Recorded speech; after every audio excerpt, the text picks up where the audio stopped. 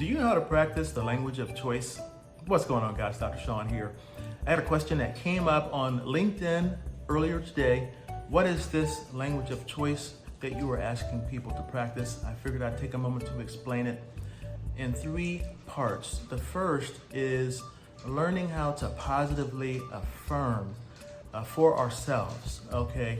What I'm talking about is who we are, what we have, and what we can do.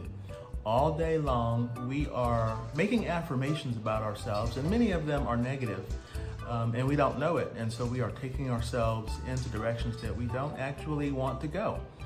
We have projects that we want to complete. We have deadlines that we're working on. Some of us are calling ourselves certain labels. Maybe we're calling ourselves procrastinators.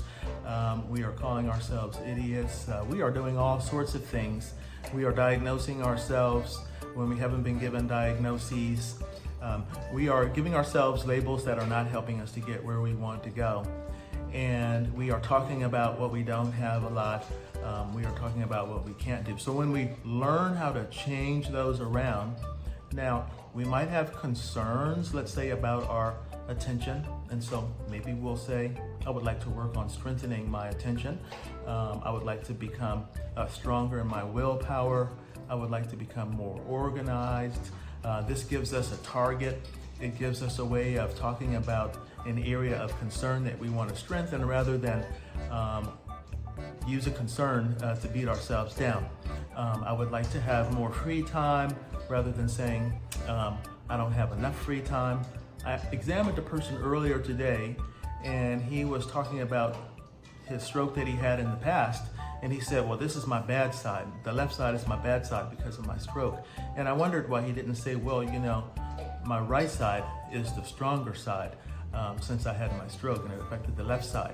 And so when we see ourselves for things that are, let's say, less than complimentary, well, we hear it, and we hear it all day long. We hear it all week long, and then our outcomes and a lot of the direction that we want for ourselves, we're not reaching them to the degree that we would like to. Now, I'm not suggesting that we don't accept certain aspects of ourselves, but how we talk about them, how we refer to them, we can just tweak that. And so we can positively affirm ourselves all day long in terms of who we are and our esteem, what we can do, and what we have, our capacities. So that's just one part.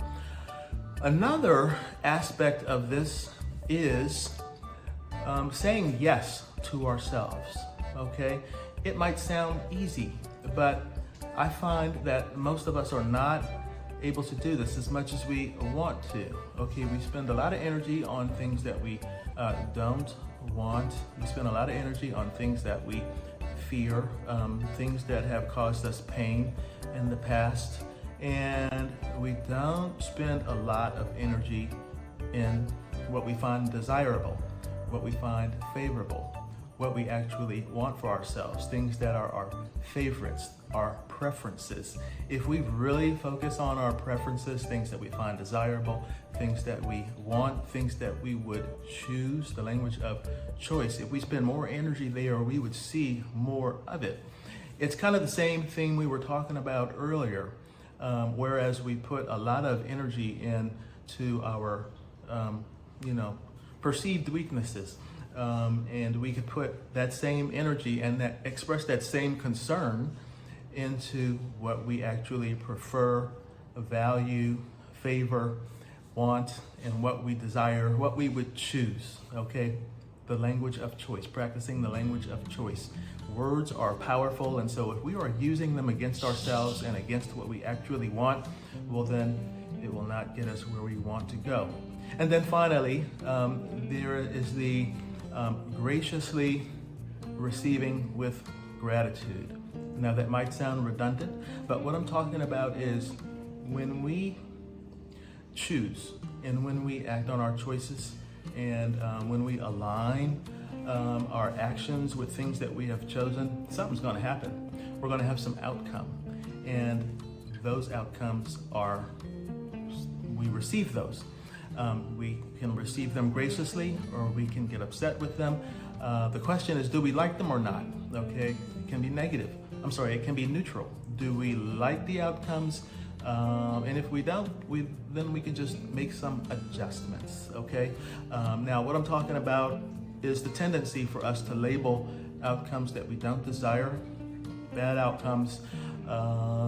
Again, we tend to put a lot of energy on things that we don't want. The outcomes are the outcomes. The outcomes are actually, they're blessings.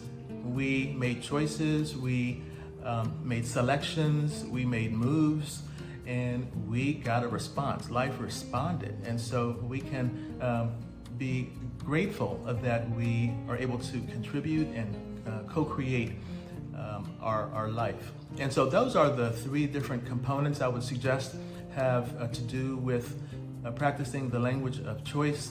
One is really being mindful about positive affirmations. Everything we think, say, and do is an affirmation. Question is it positive or not?